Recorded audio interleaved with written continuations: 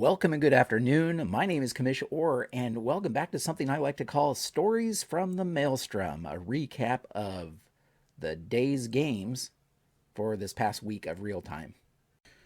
We start in Detroit as the Oakland Jacks come to face the Detroit Rockets. Meeting between the first and last place teams in the American League. Of course, in the American League, that's only about a 5 to 6 game difference, so not a huge difference. And Detroit was in the driver's seat in this one. They got out to a very early lead, facing Bob Feller for the Oakland Jacks. They scored 3 runs in the first 2 innings to take a 3-0 lead. However, Oakland scored 4 in the fourth against Frank Tanana. 3 of those came from a Minnie Minoso 3-run homer. And that put Oakland up 4-3. However, Detroit would come right back in the 6th and 7th, scoring 2 runs in the 6th to retake the lead 5-4. And then in the 7th against Bob Feller, Feller ran into some poor fielding. Of course, some of that poor fielding was by him. After getting Kenny Lofton and Ichiro Suzuki to ground out to short, Feller bobbled one, an easy comebacker, and Alex Rodriguez was able to reach first base. And then following that, Robin Yount threw one away to put runners on second and third with 2 outs. And Adrian Beltre took advantage of those 2 errors and hit a single to score both runners to give the Detroit Rockets a 7-4 lead at that point. Now, Frank Tanana still into the 8th, walked Hank Greenberg, and then allowed a 2-run homer to Joe Gordon. That was enough for them to pull Tanana and bring in Dan Quisenberry, who, coming into this, had one of the best ERAs in the entire league in relief.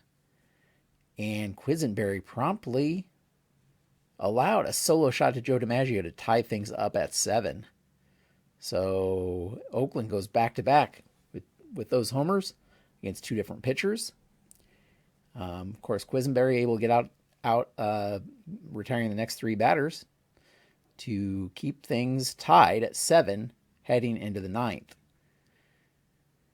Quisenberry would allow a single to Tris Speaker in the 9th, but struck out 2 of the 3 batters he faced.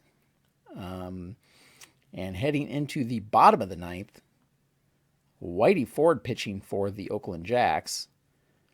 Kenny Lofton led off with a triple. Now, Whitey Ford almost was able to get out of this one, striking out Ichiro Suzuki and Alex Rodriguez.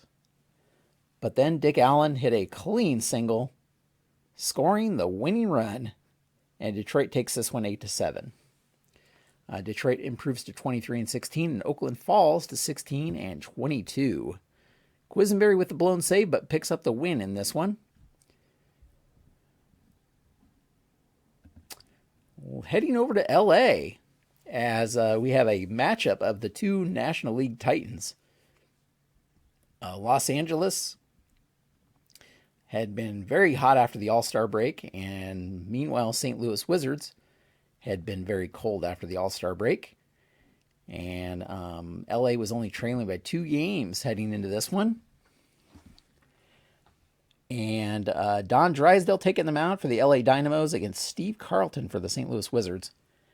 And it didn't take St. Louis very long to reassert their dominance in the National League, scoring 7 runs over the first 3 innings against Drysdale. They scored 1 in the first, that one on a sacrifice fly from Larry Walker. And then in the second, they scored 3 more. Drysdale had a little bit of trouble getting out of that inning. And then they scored 3 more in the third, all on singles.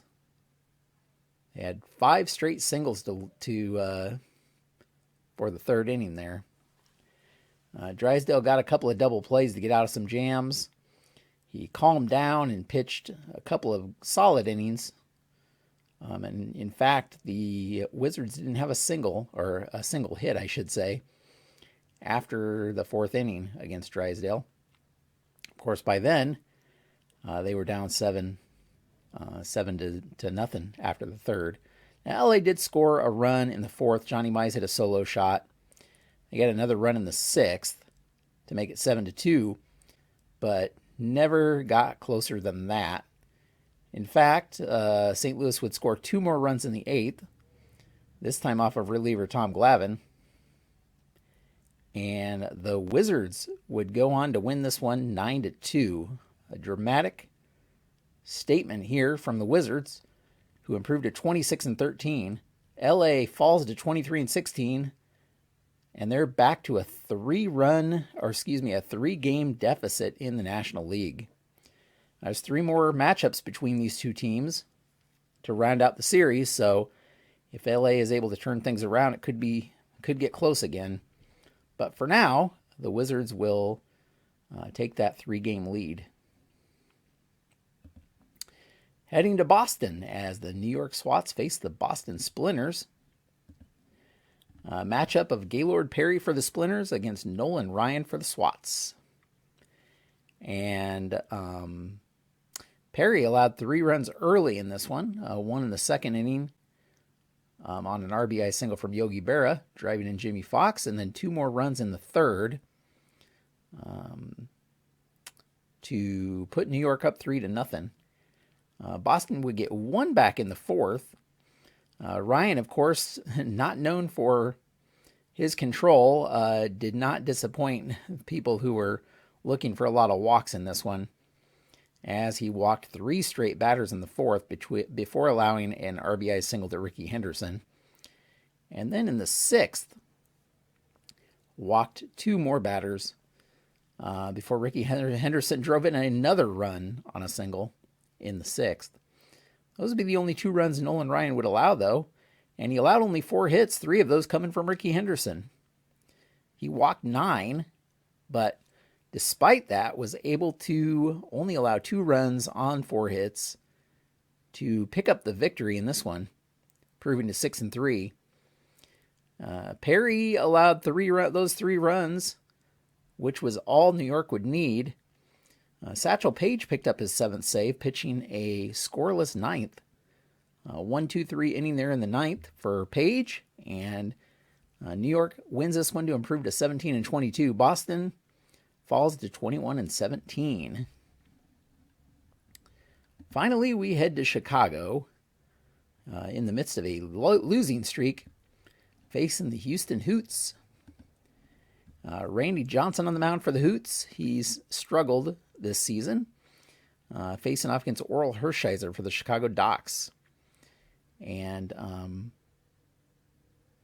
after the Docks scored a run in the first, an unearned run that is, because of a fielding error by Ryan Sandberg, a rare fielding error by or a throwing error, I should say, by Ryan Sandberg there in the first. They scored 2 more runs in the fifth after Jimmy Rollins drove in 2 with a double. They would take a 3-0 lead into the 6th inning, and that's when the Houston Hoots got to Oral Hershiser a little bit. Of course, it wasn't all Hershiser's fault. He allowed a leadoff triple to Pop Lloyd. Jeff Bagwell drove him in with a single to make it 3-1. And then Keith Hernandez misplayed a throw there in the 6th to extend the inning. Duke Snyder walked to load him up. And Ryan Sandberg lined out, but then Gary Carter hit a sac fly, and Roberto Clemente followed that with a single, an RBI single, to tie the game at 3 at that point. Then in the 7th, Chicago turned things over to Roy Oswalt, who has definitely had a tough time of it this year as well.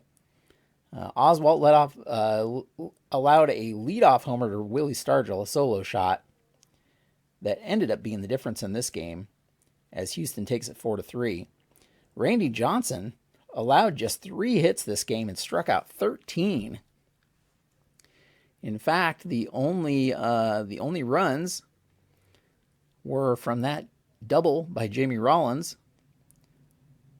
driving in the only 2 runners, or the only 2 batters that the big unit walked in this game. They tried to get something going in the ninth, but Albert Pujols was pinch hitting and grounded into a double play to end any hope of the Docs winning this one. Houston improves to 18-21. They've been a surprising team in the second half. Meanwhile, the Docs fall to 11-28. We go to the standings here. We can see 6.5 games separates first and last place in the American League. Oakland has lost 3 straight. Detroit has won 2 straight games, but it's still a very tight race there in the American League.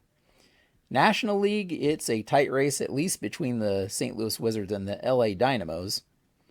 Just 3 games separating those two teams.